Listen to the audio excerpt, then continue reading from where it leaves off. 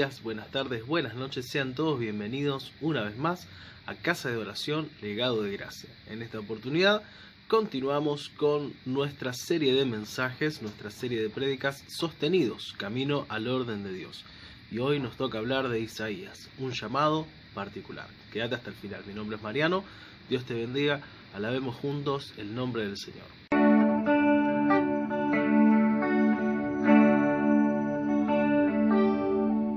Padre del cielo, te adoramos,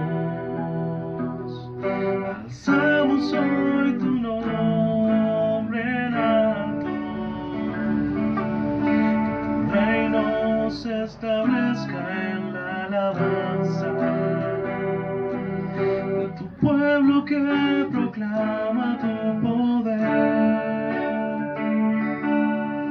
Padre del cielo, te adoramos, alzamos hoy tu nombre en alto, que tu reino se establezca en la alabanza de tu pueblo que proclama tu poder.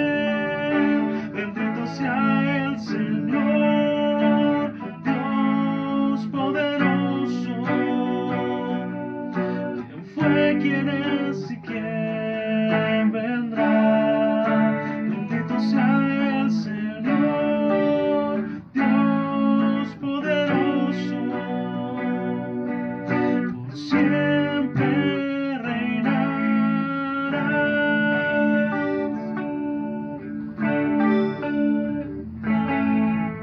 Padre del cielo, te adoramos, alzamos hoy tu nombre en alto,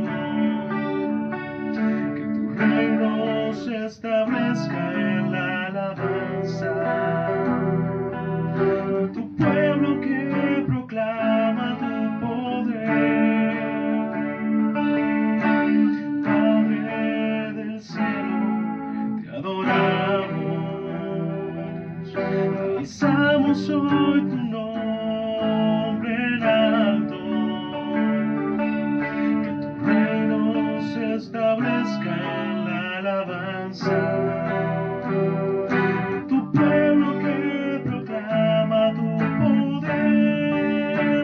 Bendito sea el Señor, Dios poderoso, quien fue, quien es y quien vendrá.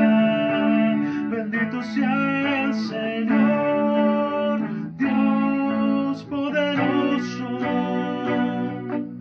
por siempre reinarás. Bendito sea el Señor, Dios poderoso, quien fue, quien es y quien vendrá. Bendito sea el Señor, Dios poderoso, por siempre reinarás, por siempre reinarás, por siempre reinarás, por siempre reinarás.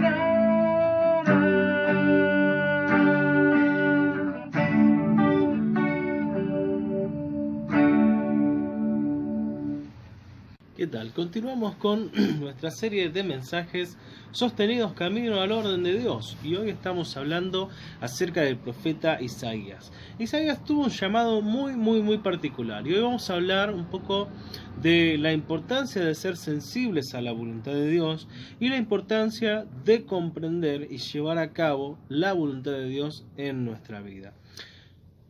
Nuestro versículo central en toda esta serie de prédicas, el que estamos utilizando y que representa muy bien lo que pasa en nosotros una vez que conocemos a Cristo y una vez que comenzamos a ver las cosas a través de sus ojos y vivimos esta nueva vida, esta nueva realidad, está en 2 Corintios 5:17. ¿Qué es lo que dice? De modo que si alguno está en Cristo, nueva criatura es. Las cosas viejas pasaron, he aquí todas son hechas nuevas. Otras versiones hablan y aclaran, el tiempo viejo pasó, la vida vieja pasó. Estamos frente a un nuevo tiempo, frente a una nueva vida, frente a una nueva realidad. Y eso es lo que ocurre cuando nosotros llegamos al camino del Señor. Dice también la palabra en Filipenses, capítulo 3, versículos 12 al 14, el apóstol Pablo, quien fue un hombre que se encontró con el Señor y que fue realmente transformado. Él era un judío, fariseo, perseguidor de la iglesia, celaba mucho la ley de Moisés y consideraba que el cristianismo ponía en peligro su fe y su cultura, toda su historia. Por lo tanto, él perseguía la iglesia del Señor hasta que se encontró con el Señor camino a Damasco. Luego de eso su vida fue rotundamente transformada, llevó adelante un ministerio impresionante, un ministerio con muchísimo fruto en sus viajes misioneros y demás, pero en cierto momento, él ya estando un poco más grande, un poco más experimentado, estando preso, incluso escribe esta carta a Filipenses para alentarlos, para motivarlos a permanecer firmes más allá de las pruebas. Y bueno, hay muchísimas cosas que podemos hablar, lo estuvimos viendo en nuestros devocionales de Facebook todos los días a las 10:30 de la mañana. Pero acá me gusta mucho lo que dice, no quiero decir que ya haya logrado estas cosas ni que haya alcanzado la perfección, no llegué a la meta todavía, pero sigo adelante a fin de hacer mía esa perfección para la cual Cristo Jesús primeramente me hizo suyo. Él nos da esta palabra y nos ayuda a nosotros a entender que Cristo nos hizo suyos para un propósito, y para poder alcanzar lo que hay que hacer, hay que seguir adelante. Dice, no, amados hermanos, no lo he logrado, todavía no alcancé la meta. Y uno dice, pero habías hecho un montón de cosas hasta ese momento, Pablo, y todavía no alcanzaste la meta. Bueno, de eso se trata, de mirar hacia adelante, de vivir el renuevo constante de Dios y hacer su voluntad. Por eso dice, pero me concentro solo en esto. Olvido el pasado y fijo la mirada en lo que tengo por delante, y así avanzo hasta llegar al final de la carrera para recibir el premio celestial al cual Dios nos llama por medio de Cristo Jesús. Qué importante esto, concentrarse en lo que está por delante, fijar nuestro objetivo, nuestra meta en esas cosas y olvidar el pasado. Ya sea que el pasado te haya lastimado, te haya herido y estés constantemente recordando esas cosas y estancado allí, o que el pasado haya sido un tiempo mejor y estés todo el tiempo añorando aquel tiempo hermoso que ya se pasó. Ni una cosa ni la otra van a volver, sino que se terminaron. Por eso en la vida cristiana es importante entender esto: el pasado ha quedado obsoleto, sea bueno, sea malo. Lo que debemos hacer de ahora en adelante, qué bonito motor, es afrontar lo que estamos ahora, lo que estamos viviendo ahora, afrontar esa nueva realidad que tenemos por delante y hacernos cargo de ese llamado de Dios. De hecho, ser cristiano es transitar un camino distinto a lo que ya conocíamos y hacerlo de la mano del Señor. Por otro lado, debemos entender que en este camino encontraremos diferentes momentos que harán un quiebre en nuestra vida, que pondrán un antes y un después, y eso definirá nuestro ministerio. Ya sea una prueba, ya sea un disgusto, ya sea un momento de intimidad con Dios, un culto de avivamiento, habrá un punto de quiebre en el cual nuestro trabajo en la obra del Señor será definido. ¿Quiénes fueron los profetas? Hablemos un poco de los profetas, ¿sí? Por un lado, entendamos que el llamado a Dios es particular, que estamos frente a un tiempo nuevo, del cual nos tenemos que hacer cargo, mirando hacia adelante y olvidando lo que ya pasó, que ya no se puede solucionar, sea bueno, sea malo, no va a regresar, y mirar hacia adelante. Para entender un poco sobre el llamado y sobre Isaías, tenemos que saber quiénes fueron los profetas. Los profetas fueron hombres y mujeres de Dios con una sensibilidad espiritual muy particular, muy notable, superior a la de todos sus contemporáneos. Los profetas ejercían una influencia muy grande en el pueblo de Israel y marcaron su historia. De hecho, Moisés, el autor del Pentateuco, los primeros 5 libros de la Biblia, es llamado una y otra vez profeta del Señor, porque él estaba en la presencia de Dios y transmitía su ley, transmitía sus mandamientos, transmitía su voluntad. Los profetas hablaron en nombre de Dios al pueblo en base a lo que ellos oían, veían y recibían de Dios. Habían muchos falsos profetas que ideaban palabras bonitas, que buscaban llamar la atención, pero eran confrontados y eran quebrantados por estos profetas que solo hablaban lo que Dios quería decir. De hecho, ellos estaban llenos de su espíritu y de la palabra. Una de las cosas que marcan la vida del profeta es que ellos llevaban adelante un ministerio relacionado a lo que es el deber del atalaya, el deber del vigía, aquel que tiene que estar observando las cosas que están por venir para cuidar al pueblo, para advertirlo, para protegerlo, y constantemente llevaban adelante esa tarea. Hay tres características que destacan en la vida del profeta. Una de ellas es el conocimiento divinamente revelado, como por ejemplo cuando el profeta Natán va a ver a David y en una parábola muy interesante le revela a David lo que estaba pasando, cuál era el pecado que se estaba escondiendo, y entonces el rey llega al arrepentimiento. Nadie se lo había contado, David no se lo había contado a nadie, pero Dios, que conoce todas las cosas, reveló al profeta Natán lo que estaba ocurriendo para que entonces David pueda restaurarse. Otra cosa que vemos es el poder divino. De hecho, en los profetas se destaca esta capacidad de realizar milagros y señales, aunque no en todos está registrado así. De hecho, los profetas más literarios, por ejemplo, el libro de Isaías, el libro de Jeremías, no tienen muchas señales así milagrosas como lo podemos ver, por ejemplo, en la vida de Elías o de Eliseo. Pero sí eran utilizados por Dios para hacer milagros impresionantes que confirmaban la palabra y que capturaban la atención del pueblo. Otra cosa que vemos en los profetas es un estilo de vida muy característico. Ellos, desde el momento que recibían su llamado, vivían apartados para Dios. Sabiendo esto, veamos quién fue Isaías. Isaías fue un profeta hebreo, hijo de Amós, quien desarrolló su ministerio en Jerusalén. Este profeta estuvo ministrando en el reino del sur durante casi 50 años, durante el reinado de Usías, de Jotam, de Acaz y de Ezequías. Este profeta descendía de una familia influyente de la clase alta, muy culto. De hecho, se nota en su escritura los dotes de poeta, además del don profético y una muy particular prosa, muy descriptiva. Y no solo esto, sino que además de pertenecer a una familia privilegiada, estaba emparentado, estaba familiarizado con la realeza.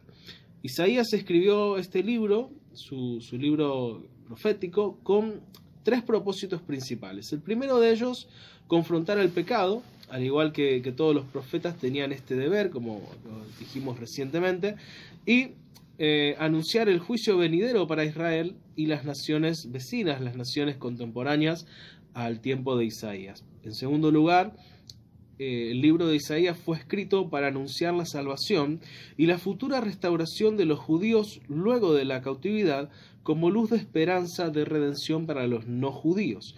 En el libro de Isaías constantemente, aunque se habla de las consecuencias del pecado, del juicio y de todo esto, vemos también esa esperanza de la restauración de Israel, de que Dios no olvidaría a su pueblo, de que volverían a su lugar, de que Él volvería a establecer su tierra, su templo.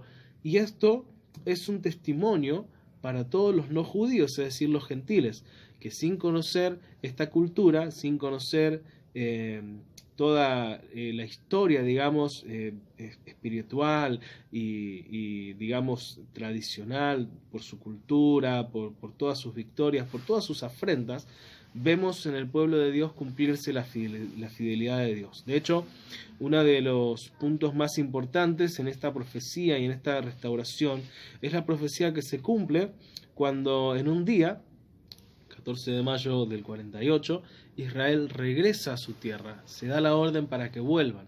Luego de casi 2000 años, o sea, sí, casi 1900 años después de haber sido expulsados de su tierra, en el año 70, en 1948 se dio la orden de que ellos vuelvan y comenzó allí nuevamente a trabajar el reloj profético de Dios.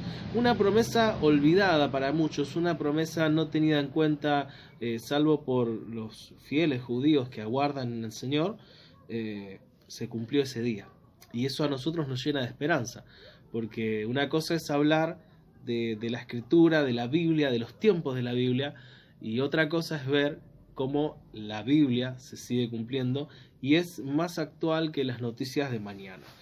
Otra cosa, el tercer punto por el cual se escribe este libro de Isaías es porque él profetizó y dejó bien establecido que Dios enviaría al Mesías del linaje de David.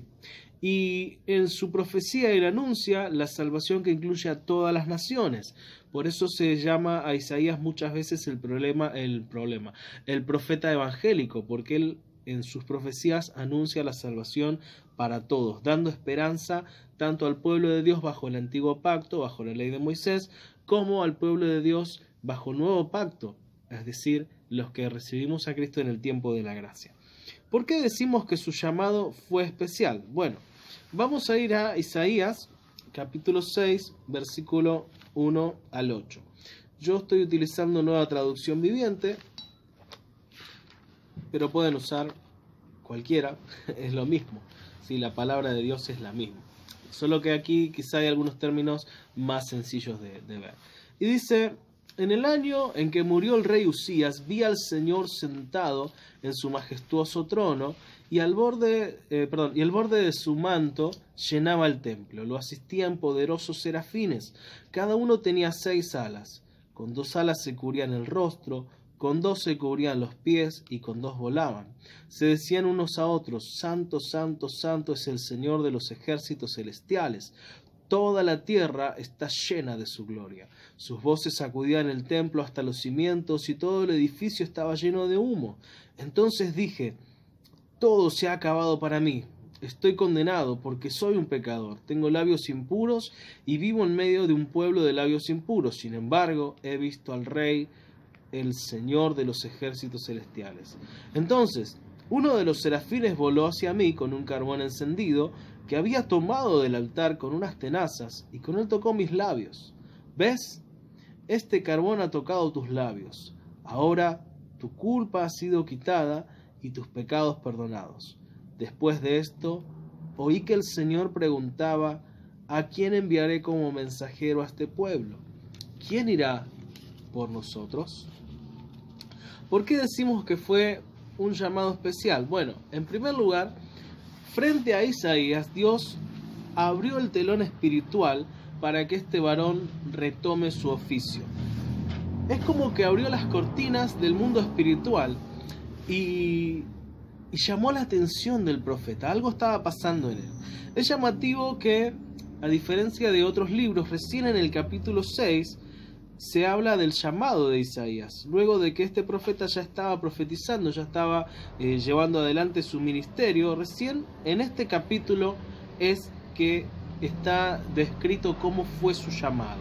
Ahora, ¿qué fue lo que sucedió? ¿Por qué recién ahora se nos muestra la manera en la que Isaías es llamado por el Señor? Bueno, Isaías pasó por una crisis y como resultado sufrió el desánimo. ¿Cuál fue esa crisis? La crisis del rey Usías. En Segunda de Crónicas, capítulo 26, Segundo libro de Crónicas, capítulo 26, vamos a ver quién fue este rey Usías. Usías fue un excelente gobernante.